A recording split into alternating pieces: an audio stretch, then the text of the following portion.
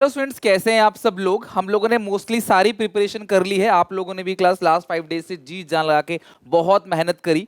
अब एक छोटी सी वीडियो, इसमें कुछ लर्न नहीं करना, सीखना नहीं है, बस देखना है नेक्स्ट 10 मिनट्स। और आंसर को कैसे लिखना है, स्पेशली इकोनॉमिक्स में आंसर लिखने का तरीका क्या होना चाहिए, आपको आंसर राइटिंग कैसे करनी, ये बताऊंगा। बाकी कोशिश करूंगा क्लास लेट नाइट या अर्ली मॉर्निंग तक आपको लास्ट मिनट टिप दे दूं कि क्वेश्चंस को कैसे शुरुआत करनी है। सारी चीजें, एक एक चीज जो आप ध्यान में रखोगे, बिकॉज आपने प्रिपरेशन कितनी भी करी हो, अगर एग्जामिनेशन में आपने मिस्टेक कर दी तो दोबारा उसे रेक्टिफाई करने का मौका नहीं मिलेगा। तो ध्यान से समझना आंसर राइटिंग कैसे आपको करनी है, स्पेशली क्लास इकोनॉमिक्स के बोर्ड एग्जामिनेशन में। सबसे पहली बात, थोड़ा सा क्वेश्चंस एनालाइज करते हैं। एक एक नंबर के 20 एमसीक्यू होंगे, उसमें कोई चॉइस नहीं मिलेगी। एक बैड डिसीजन है क्लास, मेरे हिसाब से चॉइस होनी चाहिए, लेकिन क्लास अकाउंट्स में है, लेकिन इसके अंदर क्लास इन्होंने कोई भी चॉइस नहीं रखी। जहाँ पे कोई भी चॉइस नहीं है, कोई भी क्लास ऑप्शन नहीं मिलेगा, तो यहाँ पे आपको क्वेश्चन को अच्छे से रीड करना है और उसके बाद ही आंसर देना है। एक बात मैं और बता दूं आपको, क्वेश्चन बेसिकली जो शुरू के 15 मिनट आपको मिलते हैं क्वेश्चन पेपर को रीड करने के, उसको कैसे यूटिलाइज करना है उसके लिए सेपरेट वीडियो बनाऊंगा क्लास, बिकॉज वो डिटेल में बताऊंगा। स्टार्टिंग के 15 मिनट आप क्या करो और आप वही करना बस, ठीक है। दूसरी बात, 4-4 नंबर के 3 क्वेश्चन, 6-6 नंबर के 4, 4-4 नंबर के, सॉरी 6-6 नंबर के, मतलब कि जो 6 क्वेश्चन 4 नंबर के, 4 क्वेश्चन 6 नंबर के। और ध्यान रखना, कई बच्चे मुझे बोलते हैं सर 3 नंबर वाले में कितना लिखे, 8 से 10 लाइन। कोई भी टीचर क्लास कभी भी वर्ड्स चेक नहीं करता, ये बिल्कुल ऐसा नहीं कि वर्ड्स के अंदर ही होना चाहिए। एक ये सिर्फ एक गाइडलाइंस है, ठीक है, गाइडलाइन है कि हाँ यार इतना होना चाहिए। बहुत छोटा बहुत बड़ा मत लिखो आप, ठीक है। थोड़ा छोटा भले ही करो, इतना बड़ा मत लिखो, बस ये एक मैक्सिमम गाइडलाइन है। तो मेरे हिसाब से 8-10 line, 6 line, 7 line, 9 line, 12 line तक चलेगा, बहुत बड़ा मत लिखना। 12-14 लाइन क्लास अप्रोक्सीमेटली 4 नंबर में, 6 नंबर वाले में 1 से 1.5 पेज तक चलेगा। और अच्छी बात है क्लास, इनमें आपको 2-2 ऑप्शन मिलेंगे। अगर मान लो 4-4 नंबर के 3 क्वेश्चन है, 4 क्वेश्चन जो है वो 3 नंबर के हैं, तो 2 क्वेश्चन इंडियन के होंगे, 2 मैक्रो के होंगे। 6 क्वेश्चन में 3 इंडियन 3 मैक्रो, 4 में 6-6 नंबर में 2 इंडियन 2 मैक्रो, इस तरीके से होगा।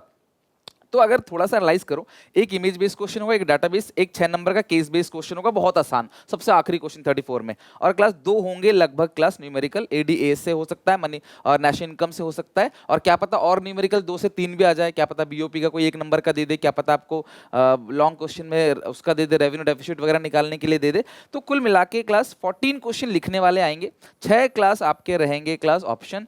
तो आपको ऑप्शन में सिलेक्ट कर सकते हो कि यार कौन सा, उस शुरू के 15 मिनट में डिसाइड कर लेना कौन सा सिलेक्ट करना है। बाकी 5 क्वेश्चन क्लास ये सारे हटा दो, तो हम आपको लिखने के लिए सिर्फ 9 क्वेश्चन है डायरेक्टली, जिसका आंसर क्लास डायरेक्ट क्वेश्चन होंगे। अब मैंने आपको जो कुछ पढ़ाया वो पूरा का पूरा सिलेबस कराया, इंपॉर्टेंट क्वेश्चंस कराए, न्यूमेरिक, कुछ भी ऐसा नहीं बचा अभी तक जो मैंने आपको ना कराया। एवरीथिंग मल्टीपल, इन्हीं 5 दिन के अंदर हमने सिलेबस को 2-2 बार रिवीजन किया, एक बार रिकॉर्डेड वीडियो से, एक बार लाइव वीडियो से। सब कुछ आपके दिमाग में है, कॉन्फिडेंस रखना, पेपर अच्छे से देकर आना, आप लोग सब कुछ अच्छे से हो जाएगा। बिल्कुल आप बिगाड़ोगे, आप एंजाइटी, स्ट्रेस, टेंशन लेकर ही अपना पेपर बिगाड़ोगे। अगर बिगाड़ोगे तो क्वेश्चन डायरेक्टली नहीं आएगा, थोड़ा सा घुमा के आएगा। मैं बता रहा हूं क्लास, क्वेश्चन घुमा के आएगा, सोचना इसका क्या आंसर हो सकता है। एक्सटर्नलिटीज से क्वेश्चन आएगा class, real GDP, nominal GDP, घुमा के क्वेश्चन पूछा जाएगा। और हमने बहुत तैयारी करी है, सारा पेपर नहीं है, 1000 नंबर का पेपर नहीं है, सिर्फ 80 नंबर का पेपर है, तो सैम्पलिंग होगी, इन्हीं में से क्वेश्चन पूछा जाएगा। लेकिन इतना भरोसा रख के जाना क्लास, कॉन्फिडेंट रहना, अच्छे से पूरा पेपर अटेम्प्ट करना। अगर मन से हार गए तो पेपर में हार जाओगे। तो बिल्कुल अच्छे से लिख पढ़ के आना क्लास। अकाउंट्स का स्ट्रैटेजी बताऊंगा आने के बाद, अकाउंट्स की प्रिपरेशन और जम के और मेहनत से करेंगे। भले ही 4 दिन की छुट्टी है, पर करेंगे क्लास इससे भी ज्यादा मेहनत उसमें, तो चिंता नहीं करना, वो भी हम संभाल लेंगे। अब सुनो ध्यान से, सबसे पहली बात, एक एक बच्चे से बोल देना भाई सीबीएसई का पेपर है, पूरा का पूरा अटेम्प्ट करना है। कोई भी एसपीसीसी का स्टूडेंट क्लास ऐसा नहीं होगा जिसने 1 नंबर का भी छोड़ा हो। कुछ नहीं आता तो कुछ ना कुछ लिख के आओ, लेकिन पेपर को बिल्कुल भी स्किप मत क्या करना है, एक भी क्वेश्चन छूटना नहीं चाहिए। लेकिन लिखोगे कॉन्फिडेंस के साथ, हेडिंग बना के, लिख के, पॉइंट्स में, पैराग्राफ में, अच्छे से क्लास जो आपको लग रहा है उससे रिलेटेड क्वेश्चन को क्लास पूरा का पूरा नीट एंड क्लीन अच्छे से कॉपी में लिख के आना। 0 तो तब भी मिलेगा जब छोड़ के आओगे, गलत लिखो तो भी 0 मिलेगा। ऐसा लिखो, क्या पता टीचर आपकी पास होने की जो एंजाइटी है, पास होने का जो क्लास आपके अंदर जज्बा है, उसको देख के आधे 1 नंबर दे दे। खाली कॉपी छोड़ोगे तो वो चाह के भी तुम्हें कहीं नंबर नहीं दे सकता, खुद पकड़ा जाएगा ऑडिट में। तो अगर आप कुछ लिख के आओगे तो क्या पता आधा आधा 1-1 नंबर देके तुम्हें पास कर देगी, क्योंकि कोई भी टीचर चाहता है यार बच्चा फेल ना हो। एक्सेप्शन जब हमेशा है, लेकिन अगर मैं होता, बच्चा लिख रहा है, मेहनत कर रहा है, तो मैं जरूर नंबर देता, ऐसा मेरा मतलब, ऐसा मतलब मेरी फीलिंग्स ऐसी हैं, ठीक है। तो आपने एक भी क्वेश्चन छोड़ के नहीं आना, अपने सारे दोस्तों को बोलना भाई पेपर छोड़ के नहीं आना, हमें पूरा करके आना, सुनील सर ने बोला है, बस इतना आप ध्यान रखना, ठीक है। दूसरी बात, एक सेक्शन से शुरू करना, सेक्शन ए बी जो भी आपका मन करे, आप चाहो तो मैक्रो पहले करो, इंडियन पहले करो, इंडियन पहले करो, मैक्रो पर अगर मैक्रो कर रहे हो तो पूरा मैक्रो करना, इंडियन कर रहे हो तो पूरा इंडियन करना, ठीक है। और दूसरी बात, कोई जल्दीबाजी नहीं है, क्वेश्चन को पूरा का पूरा पढ़ना अच्छे से तसल्ली से। इकोनॉमिक्स में जल्दीबाजी मत करना, टाइम की कमी इको में नहीं पड़ती, अकाउंट्स में पड़ती है, तो रीड करना पूरा का पूरा, कुछ सोचना आप क्या इसका बेस्ट आंसर ले सकते हो और फिर लिखना। कहीं गलती हो जाती है तो ऐसे सीधे कट कर देना, ऐसे नहीं कि ऐसे बिल्कुल खराब करो, आराम से कट कर देना। नीट एंड क्लीन कॉपी होनी चाहिए, वर्ड्स आपके अच्छे से धीरे धीरे प्यार से लिखना, आराम समय मिलेगा। वनडी इधर उधर ताकत झांकी बिल्कुल भी मत करना, जुगाड़बाजी में मत रहना। 3 घंटे तक एक सीट पे बैठ के, वॉशरूम वॉशरूम जो भी जाना वो पहले चले जाना, 3 घंटे तक एक सीट पे बैठ के अच्छे से पूरा का पूरा पेपर, डायग्राम जहां बना सकते हो वहां बनाना, और सेक्शन को प्लीज ऑर्डर में रखना। कोशिश करना कि लाइन बाय लाइन क्वेश्चन हो, जो नहीं आता छोड़ दो उसका आंसर और आगे चलो। टीचर एंड तक कॉपी चेक करेगा, आपने भले आखिरी पेज पे कुछ लिखा हो। कुछ अंडरलाइन आप लोग नहीं करते, आई नो, मुझे बताने का मतलब था, आप कीवर्ड्स को अंडरलाइन नहीं करते। आपके आंसर में अगर कोई कीवर्ड्स है ना, आप उसको प्लीज अंडरलाइनिंग करो, एक बार थोड़ा सा अंडरलाइनिंग कर दो कीवर्ड्स को। फ्रेश पेज लेना हर नए क्वेश्चन में, एक ही नंबर वाले नहीं, एक ही नंबर के क्वेश्चन खत्म हो गए, उसके बाद क्वेश्चन 11वां नया पेज, 12वां नया पेज, शुरू में हेडिंग डाल देना, बस नया पेज लेना क्लास हर एक लॉन्ग आंसर्स के लिए। ये इस तरीके से कुछ शीट रहेगा, डायग्राम जहां बनाओगे आइडेंटिकल साइज इसका होना चाहिए, अच्छा साइज होना चाहिए। यहाँ पे क्लास आप मार्जिन दे देना, इधर साइड से कोई मार्जिन नहीं देगा, और हेडिंग डाल के लिख सकते हो क्लास डायरेक्टली पैराग्राफ में, या तो क्लास पॉइंट्स में लिख सकते हो कि 4 नंबर का है 4 पॉइंट, 5 नंबर का है 5 पॉइंट, राइट। इसके अलावा क्लास मैं तुम्हें अभी कुछ क्वेश्चन दिखाऊंगा जिनके आंसर मैंने खुद लिखे हैं, हैंडराइटिंग में अपने खुद लिखे हैं। क्लास के आंसर पूछता क्या है, आपको ओन लैंग्वेज बना के कैसे लिखना है। यस, आप ओन लैंग्वेज बना के लिख सकते हो क्लास। कुछ क्वेश्चन पैराग्राफ में, कुछ क्वेश्चन क्लास आप पॉइंट्स के बेसिस पे 4 पॉइंट 5 पॉइंट, डाइवर्सिफिकेशन के इंपॉर्टेंस है, बेनिफिट्स है, फीचर है, तो 3-4 पॉइंट आप वो लिख देना। अगर आपको कोई पैराग्राफ एक्सप्लेन करने के लिए पैराग्राफ लिखना, अगर आपको क्लास वो आ रहा है क्या नाम है डिफरेंस, तो बेसिस भी लिखना, अपने लैंग्वेज बना के लिख देना बेसिस, जिस बेसिस पे लिख रहे हो उसी का उठा के एक वर्ड लिख देना, लेकिन लिखना क्लास बेसिस भी जरूर, ठीक है। एक ही पेन से लिखना क्लास, और कोशिश आपके जो आपका एडमिट कार्ड उसमें सारी इंस्ट्रक्शंस लिखी रहती है। अब जितने नंबर का क्वेश्चन है पॉइंट उतना ही रखना, एक फालतू रख देना पर कम मत रखना। 4 नंबर का 4 पॉइंट, 3 नंबर का 3 पॉइंट। आप पॉइंट और क्लास हेडिंग, पॉइंट और पैराग्राफ मिक्स भी लिख सकते हो, बट हर पैराग्राफ में एक लाइन का गैप जरूर देना, ताकि आंसर आपका अच्छे से टीचर को इजीली पढ़ने में आए। सारे एक साथ भर दोगे 12 लाइन, मुश्किल है, 12 लाइन को 3 टुकड़ों में भर दो, 4 लाइन 4 लाइन 4 लाइन, या 6 लाइन 6 लाइन, इस तरीके से कुछ कुछ वर्ड पे अंडरलाइनिंग कर देना। कीवर्ड नहीं पता तो कुछ कुछ वर्ड पे कर देना अपने आप अंडरलाइनिंग। किसी किसी क्वेश्चन में नहीं करोगे तो भी चलेगा, समझ रहे हो बात को। जो गलती हो कट कर देना, गलती से कॉपी खराब नहीं होती, कट करके अगले पेज पे लिख देना, बस कुछ भी नहीं, ठीक है। तो यही सब बातें हैं, बाकी चलते हैं क्लास। कुछ सैंपल क्वेश्चन है, मैं आपको दिखाता हूं कि उसका आंसर आपको कैसे लिखना है। कुछ सैंपल क्वेश्चन मेरे पास ये रहा, ठीक है। तो आपको क्लास आंसर लिखना है। अब आंसर्स की आपको प्रैक्टिस कैसे करनी है, आंसर्स को लिखना कैसे, तो मैंने खुद अपने हाथों से कुछ आंसर्स आप लोगों के लिए लिखे हैं खुद। क्लास ये मेरी ही हैंडराइटिंग है, मैंने ही लिखा है आप लोगों के लिए, और ये सारे आंसर्स क्लास मैंने लिखे हैं आप लोगों के लिए, ताकि आप ये जान सको कि आंसर्स को लिखना कैसे। जैसे मान लो एक क्वेश्चन आ गया, what are the phases of circular flow of income, तो सबसे पहले देखो डायरेक्टली इसमें class there are 3 phases of circular flow of income. पहला जनरेशन फेज, थोड़ा सा एक्सप्लेन कर दिया 2 लाइन में, फिर डिस्ट्रीब्यूशन फेज, फिर 2 लाइन में एक्सप्लेन कर दिया, फिर डिस्पोजन फिर 2 लाइन में आपने एक्सप्लेन कर दिया। ये क्वेश्चन क्लास 2 नंबर का ही मान के चलो, और 3 नंबर का होगा तो थोड़ा सा और क्लास आपको एक्सप्लेन करना है, फिर ये पूछेगा नहीं, फिर आपको कुछ और भी पूछेगा क्वेश्चन में, राइट। फिर इस डिफरेंस बिटवीन स्टॉक और फ्लो, तो ये रहा स्टॉक ये रहा फ्लो। जब भी डिफरेंस लिखोगे बेसिस जरूर लिखोगे, 100% बेसिस लिखना ही लिखना है। तो डिफरेंस वाले क्वेश्चंस आते हैं तो ऐसे बेसिस लिखना, और क्लास देखो स्ट्रेट लाइन खींच देना स्केल से, बहुत ज्यादा सजाने की जरूरत नहीं पड़ेगी आपको। और उसके बाद क्लास 3 पॉइंट है 3 नंबर में, 4 पॉइंट है 4 नंबर में। इन एन इकोनॉमी, अब देखो ये क्लास एक न्यूमेरिकल पूछा गया है, कंप्लीट न्यूमेरिकल, तो जो जो गिवन है पहले वो लिखो, MPC delta I delta Y निकालना है, फिर आपने एमपीएस निकाला, देखो यहाँ पे थोड़ा डिटेल में लिख दिया कि भाई डेल्टा आई क्या है, डेल्टा वाई क्या है, फिर आपने देखो फॉर्मूला कंप्यूटेशन किया, फॉर्मूला कंप्यूटेशन करके लास्ट में क्लास आपका आंसर आ गया delta Y in change in income. कुछ गलत हो जाता है क्लास तो आप ऐसे काट के आगे लिख सकते हो। इस तरीके से जो काम करते हो ना आप कि कट गया यार टीचर देख नहीं पाएगा, इसको ऐसे कर लेते हैं यार, ये वाला हरकत मत करना, कॉपी बहुत गंदी लगती है, आपको भी अच्छा लगेगा, ये मत करना। तो न्यूमेरिकल में क्लास आंसर लिख के फिर आपने प्रेजेंटेशन करना, सेम क्लास ये देखो न्यूमेरिकल आंसर लिखो, फिर क्लास देखो कितना नीट एंड क्लीन है। आपकी राइटिंग कैसी है उसमें मैटर नहीं करता है। कुछ बच्चे बोलते राइटिंग के नंबर ना राइटिंग के नंबर मिलते हैं ना कटते हैं। क्लास टीचर को आपका समझ आना चाहिए, 0.6 दिख रहा है, हाँ 0.6 है, खत्म बात, और कुछ नहीं। देखो एक लाइन छोड़ के बीच बीच में एक लाइन छोड़ा भी करो, यानी कि बिल्कुल भरते भरते लिखते चले जाओ। टीचर कॉपी देख के बोलेगा नहीं यार इसकी मैं बाद में चेक करूँ कॉपी। कॉपी इतनी सुंदर रखोगे टीचर क्लास लॉट में से सबसे पहले आपकी कॉपी निकालेगा, यार पहले इसकी कॉपी चेक करता हूँ। इस तरीके से कॉपी होगा ना तो 100 में 100 पक्का आएंगे। Which of the following can not have negative value. Class किसकी नेगेटिव वैल्यू नहीं हो सकती? एवरेज प्रोपेंसिटी टू कंज्यूम और मार्जिनल प्रोपेंसिटी टू सेव। तो ये क्लास एमपीएस आगे एमपीसी का भी दिया होगा।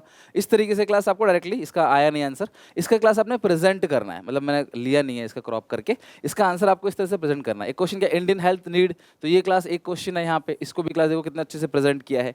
तो आपको लेंथ का बहुत अच्छे से ध्यान रखना है, कोई रियल लाइफ एग्जांपल देना है, कोई डाटा देना है, आप वो काम कर सकते हो। गिविंग वैलिड, ऐसे यहाँ पे आप गलती करते हो, giving valid reason explain the following will और will not record in the estimation of national income. National income इसको इंक्लूड करना है या नहीं करना है। सबसे पहला class rent free house given by employ, ये मैंने कल पढ़ा भी दिया था आपको। क्लास देखो, एम्प्लॉय ने एम्प्लॉयर को रेंट फ्री हाउस दिया, तो यस, तो पहले तो क्लास आप यस लिखोगे, है ना, यस और नो जो भी है। फिर it is included in national income by income method since it is a part of wages in kind paid to employ. तो क्लास वेजेस दिया जा रहा है, यानी कॉम्पनसेशन एम्प्लॉय का पार्ट है। आप कुछ और भी लिख सकते हो कि it is a part of compensation of employ hence is to be included in national income by income method. ये आपको 2 से 3 लाइन में। फिर यहाँ पे भी क्लास अगला क्वेश्चन पूछा है क्लास की, ये जो दूसरा वाला क्वेश्चन है सब्सिडाइज लंच, तो ये भी क्लास इंक्लूड होगा, ये भी हमने पढ़ा रखा है आपको। Goods and services tax GST receive by government, तो क्लास कोई भी टैक्स को नहीं काउंट करते, no it will not be included in national income as it is an indirect tax and a compulsory transfer payment receive by the government. सरकार ने transfer payment लिया है तो इसको हम लोग काउंट नहीं करेंगे, क्लास ये फैक्टर पेमेंट नहीं है, सरकार की ट्रांसफर इनकम बन गई है, इसको काउंट नहीं करेंगे। और साथ में रीजन, अब अगर इंक्लूड एक्सक्लूड वाले में आप रीजन नहीं लिखोगे तो कहाँ से नंबर मिलेंगे, फिर नंबर कट हो जाएगा। तो आपको थोड़े से 9 ही क्वेश्चन लिखने हैं क्लास, अच्छे से नीट एंड क्लीन प्रेजेंटेशन करो। क्लास एक पैराग्राफ खत्म होता है, एक पैराग्राफ खत्म हुआ तो दूसरा पैराग्राफ में लिखो, चेंज करो पैराग्राफ को। जैसे मान लो एक चीज लिखी 3-4 लाइन में आ गया, फिर एक लाइन छोड़ के लिखो, यानी कि उसी में घुसाए जा रहे हो। डिफरेंस बिटवीन रियल जीडीपी, तो जब भी डिफरेंस लिखोगे साथ में क्लास बेसिस भी लिखोगे, है ना। देखो क्लास मैंने स्टैंडर्ड आंसर लिया हुआ है और मैंने तो आपको बताया भी थे क्वेश्चन इंपॉर्टेंट है, तो इसका स्क्रीनशॉट ले लेना अगर आपको पता है। बहुत सिंपल लिखा है, पहले मीनिंग लिख दिया, फिर क्लास इफेक्ट ऑन इन्फ्लेशन लिख दिया, फिर वैल्यू, और फिर क्लास इंडिकेटर। गुड इंडिकेटर है, वो गुड इंडिकेटर नहीं है। डिफॉरेस्टेशन और ओजोन डिप्लीशन, इस तरीके से क्लास आपको इसको एक्सप्लेन करना है। ग्लोबल वार्मिंग, तो देखो मैंने ग्लोबल वार्मिंग को कैसे एक्सप्लेन किया, कितनी सिंपल भाषा में। It refers to gradual increase in earth temperature, बहुत सारी बातें नहीं लिखनी, थोड़ी सी लिखनी है, अच्छी सी लिखनी है एकदम। Temperature generally due to green house effect cause by increase in green house gases like carbon dioxide, methane, nitrous oxide and ozone. The major source of carbon dioxide is power plant burning fossil fuel for the purpose of electricity. ये 2 number question है class, आपके paper में 2 number question नहीं आएगा, लेकिन मैं बता रहा हूँ क्लास कि इससे लेंथ मैंने 2 नंबर के हिसाब से लिखा है, जो टर्म 2 में था ना पहले, उस हिसाब से इसको लिखा हुआ है। Global warming is a serious concern all over the world, this leads to glacier melting, increase in sea level, loss of beauty of nature. तो पहले ग्लोबल वार्मिंग को एक्सप्लेन किया, फिर उसका इंपैक्ट लिख दिया। अगर आपको पूछा जाता है जनरली क्लास, ये लाइन 4 नंबर में 2 पॉइंट है, 2-2 नंबर के ही क्वेश्चन होंगे, तो ये 2 नंबर में इतना ही लिखना है। 3 नंबर का होगा थोड़ा सा और लेंथ बढ़ा देंगे, 1-2 लाइन। 4 नंबर का होगा ही नहीं, 4 नंबर का इतना बड़ा क्वेश्चन नहीं आता इस छोटी चीज के लिए, तो यहाँ पे 2 नंबर का ही है। अब deforestation, it is the permanent removal of tree to make room for something beside forest, this can include clearing of a land for agriculture using the timber for fuel. ये टिम्बर है class, timber लिखा है, timber, ठीक है, timber है for fuel, construction और manufacturing. Deforestation leads to, फिर आपने देखो पहले मीनिंग लिखा, पैराग्राफ खत्म किया, next paragraph, deforestation leads to land degradation, biodiversity. बहुत खुला खुला लिखा है मैंने, तो आप भी ऐसे खुला खुला सिंपल, आपकी राइटिंग बहुत अच्छी नहीं हो लेकिन जो आपके वर्ड को पढ़े वो समझ सके, बस आप ध्यान रखना राइटिंग अंडरस्टैंडेबल होना चाहिए। Okay, deforestation leads to more flood, soil erosion, climate change, pattern of rainfall also changes. ये पॉइंट बहुत इंपॉर्टेंट है क्लास, एक्सटर्नलिटीज, एक्सटर्नलिटीज BCDE, जो क्लास होता है ना BCDE, limitations of GDP welfare. तो देखो क्या लिखा हुआ है, it refers to good and bad impact of an activity without paying the price और penalty for that. Example, positive externalities occurs when a beautiful garden is maintained by mister X, it is the welfare of mister Y even Y is not paying for it, और आप इसको GDP में record नहीं कर पाते। Negative externalities occurs when smoke omitted by factory cause air pollution और the industrial waste is driven directly into rivers cause water pollution, this cause loss of social welfare but nobody is penalized for it. Impact of externalities is not accounted in the index of social welfare, so it can be under or overestimate the level of welfare. तो हम welfare को अच्छे से estimate नहीं कर सकते, over underestimate हो सकता है। Explain the class meaning of underemployment। देखो ये भी पेपर में आ सकता है क्वेश्चन, बहुत इंपॉर्टेंट है। underemployment क्या है क्लास, इसको कैसे ठीक करेंगे, तो ये है क्लास डेफिशिट डिमांड के बारे में बताया, फिर डायग्राम बताया क्लास। आपको ये सब लिखने की जरूरत नहीं है, सीधा बस आप ये लिख दो, ये तो फुल एम्प्लॉयमेंट ठीक है, ये सब करने की जरूरत नहीं है। अब बस आप ये दोनों का गैप दिखा दो कि ये डिफ्लेशनरी गैप है और कुछ नहीं, और ये अंडर एम्प्लॉयमेंट इक्विलिब्रियम है, ये फुल एम्प्लॉयमेंट इक्विलिब्रियम है। देखो कितना डायग्राम बहुत बड़ा नहीं है, बहुत छोटा नहीं है, साइज आइडेंटिकल है। पेन से बनाना डायग्राम आप, अगर आपको वहाँ पे पेन से अलाउ करते हैं तो बना लेना, जैसे भी बस बना देना। इसको एक्सप्लेन कर दिया, डायग्राम को थोड़ा सा एक्सप्लेन किया, एक्स एक्सिस पे क्या है, वाई एक्सिस पे क्या है एक्सप्लेन किया। फिर ये कैसे कंट्रोल करेंगे बैंक रेट से, तो बैंक रेट को डिक्रीज करेंगे। और आपको पूछा क्या है क्लास, इन्फ्लेशन कैसे कंट्रोल करना है, तो इन्फ्लेशन का ही बताना, डिफ्लेशन का मत बताने लग जाना फ्री फंड में, उनको एडवाइस दे रहे हो डिफ्लेशन में ये करो। देखो बैंक रेट का लिख दिया आपने। अगला टैक्स रेट, टैक्स रेट जो है उसको रिड्यूस करेंगे। डिफ्लेशन कंट्रोल करने के लिए बोल रहा होगा, डेफिसिट डिमांड, तो टैक्स रेट को रिड्यूस करेंगे और बैंक रेट को भी रिड्यूस करेंगे। तो आपको डायग्राम बनाना है, उसको एक्सप्लेन करना है। 6 नंबर क्वेश्चन है, फिर क्लास आपको यहाँ पे 2 पॉइंट पूछा है तो आपको 2 पॉइंट बता देना है। How an initial increase in investment affect the level of final income of economy show it's working with suitable numerical example. तो आपको क्लास, मैंने मॉक टेस्ट में भी क्वेश्चन दिया हुआ है, आपको मल्टीप्लायर का पूछ रहा है क्लास, आपको बताना है। तो इन्वेस्टमेंट मल्टीप्लायर का रिलेशनशिप बताना है क्लास, कि इनकम के साथ जैसे जैसे इन्वेस्टमेंट बढ़ेगा, जैसे जैसे इन्वेस्टमेंट बढ़ेगा इकोनॉमी में इनकम भी बढ़ती चली जाएगी और ये कई गुना बढ़ जाएगी। इस गुना को चेंज करने के लिए हम लोग क्या पढ़ते हैं, multiplier. Generally it is observe that when investment is increase in sudden amount then the change in income is many more times the change in investment. It is denoted by K, फिर आपने formula लिखा है class, और इसकी value 1 to infinity होती है, आपने वो भी लिख दिया। फिर इसकी वर्किंग के बारे में बताओ, delta I, delta Y, delta C, फिर डेल्टा वाई, डेल्टा सी, और ये प्रोसेस कंटिन्यू चलता चला जाएगा। फिर आपने एक न्यूमेरिकल एग्जांपल भी देना है, देख रहे हो 6 नंबर क्वेश्चन है। राउंड 1, राउंड 2, राउंड 3 100 ले लेना क्लास, या 1000 ले लेना, इसको 0.8 या 0.9 ले लेना एमपीसी। एमपीएस 1 हो जाएगा कि 10 टाइम्स हो जाएगा, 0.8 लिया 5 टाइम्स होगा, 100 का 5 गुना 80% यानी 400। फिर क्लास यहाँ पे आपने एक्सप्लेन कर दिया, table shows clearly shows the initial increase in investment of ₹100 crore has resulted in increase in additional income of 500 crore, that is result increase in income is 5 times. 100 upon 500 upon 100, ये आ गया 5 times. Proof कर दिया आपने, या पहले 5 निकाल के फिर 100 से मल्टीप्लाई कर दो, आ गया 500। न्यूमेरिकल एग्जांपल है तो आपको ये दिखाना पड़ेगा। फिर क्लास ये ह्यूमन डेवलपमेंट इंडिकेटर्स है, ये क्लास किस किस तरीके से यहाँ पे इकोनॉमिक डेवलपमेंट हुआ चाइना का, उसके बारे में बात किया जा रहा है। Dual pricing system, special economic zone, reform introduce. देखो अब चाइना की जो 5 पॉइंट थे ना, ह्यूमन कैपिटल, सॉरी जीएलएफ, और ये दूसरा वाला जो पहला था जीएलएफ, और दूसरा वाला क्या था क्लास आपका, ग्रेट लीप फॉरवर्ड था पहला, और दूसरा था कल्चरल रेवोल्यूशन। इन दोनों को छोड़ दो, एससीजेड से फायदा हुआ, उसके बाद dual pricing system, SCZ dual pricing system और रिफॉर्म्स, इन तीनों से क्लास चाइना को बहुत फायदा हुआ है, तो आपको ये पॉइंट लिखने हैं, ठीक है। इसके अलावा ह्यूमन डेवलपमेंट इंडेक्स क्या है, उसके बारे में क्लास आपको ऐसे लिखना है। उसके बाद क्लास कुछ इंडिकेटर बोलेगा तो आपको वो लिख देना है। ये एक न्यूमेरिकल है क्लास, और न्यूमेरिकल को क्लास सॉल्यूशन में सबको पहले फॉर्मुला लिखा है मैंने, कंप्लीट फॉर्मुला लिखा है, और फिर क्लास कंप्यूटेशन क्या है, लास्ट में आंसर्स को अंडरलाइनिंग कर दिया। आंसर को अंडरलाइनिंग कर दो, टीचर देख लेगा, ब्लॉक ना बनाओ तो भी चलेगा। फिर by using expenditure method, जीडीपीएमपी, formula लिखो, फिर कंप्यूटेशन करो, फिर लास्ट में क्लास आंसर लिख दो, और दिख गया क्लास के दोनों के दोनों बराबर है। एक क्वेश्चन ये भी है छोटा सा क्लास 2 नंबर में, कि 6 नंबर का कई बार आता है न्यूमेरिकल, 4 नंबर में एक न्यूमेरिकल होता है, 2 नंबर का ऐसा क्वेश्चन होता है। तो बोला ऑपरेटिंग सरप्लस क्या है बताओ, तो ऑपरेटिंग सरप्लस का बता दिया, उसका फॉर्मुला भी देखो, रेंट रॉयल्टी इंटरेस्ट प्रॉफिट लिख दिया। और operating surplus it arises both private and government enterprise, however it does not arise in the government sector as it works with the motive of social welfare. तो आमतौर पर social welfare के लिए होता है। तो इस तरीके से आपको प्रेजेंटेशन देना है। मैंने आपको क्लास पूरा का पूरा एक तरीके से पेपर जो मॉक टेस्ट मैंने कराया था उसके काफ़ी क्वेश्चंस यहाँ पे डिस्कस कर लिए, आंसर का प्रेजेंटेशन दिखा दिया। अब क्लास बस बहुत हो गया, जो थोड़ी बहुत चीज़ें छोटी मोटी रह रही हैं उसे 1-2 घंटे के अंदर ख़त्म कर लो। कोशिश करो क्लास की 12-1 बजे तक मैक्सिमम सो जाओ, नींद मुश्किल आएगी बट क्लास सो जाओ। क्लास अच्छे से तैयारी कर ली आपने, पूरा दिन अच्छे से लगाया, आज की रात भी पढ़ाई कर रहे हो, सुबह से कंटिन्यू आज दिन भर पढ़ाई कर रहे हो, शायद ही 2-3 महीने की पढ़ाई आज एक दिन में आप कर रहे हो, होता है ऐसा, सबके साथ होता है। चिल करो, कॉन्फिडेंस अपने अंदर रखो, पेपर बहुत अच्छा जाएगा। मेरी बेस्ट विशेस हमेशा आपके साथ हैं। यही पेपर नहीं, जिंदगी का हर एक एग्जामिनेशन में आप अच्छा करो, अच्छा स्कोर करो, बस मेहनत करो, क्योंकि क्लास अगर मेहनत करोगे फिर रिजल्ट आएगा तो हद से ज़्यादा खुशी होगी, क्योंकि मेहनत का फल बहुत मीठा होता है। तो बस मैंने भी मेहनत करी आपके साथ, आप लोगों ने मोटिवेट किया, शेयर किया चैनल को, आप लोगों ने बहुत सारे लाइक्स दिए, तो मुझे बहुत अच्छा लगा। और क्लास में इसी मेहनत से आगे सब्जेक्ट की प्रिपरेशन भी कराऊंगा आपको। God bless you. कल का पेपर आग लगा देना, फाड़ देना पेपर, क्लास एकदम बढ़िया तरीके से करके आना, और बस अच्छे नंबर आपके आएंगे, इसकी गारंटी है। बस अच्छे से पूरा पेपर करके आना, कोई दिक्कत परेशानी हो अभी भी कमेंट सेक्शन में मेंशन करो, क्लास डेफिनेटली मैं हेल्प करूंगा। सुबह 5 बजे मिलते हैं लाइव क्लास में, अच्छे से एक बार रिवीजन करके सुबह, फिर तुम्हें पन्ना पलटाने की जरूरत नहीं पड़ेगी, सुबह का फाइनल रिवीजन हो जाएगा, पन्ना पलटाने की जरूरत नहीं पड़ेगी। पेपर से पहले जाओगे, सीधा एग्जामिनेशन हॉल में घुसोगे और अच्छे से पेपर करके आओगे। मिलते हैं नेक्स्ट वीडियो में।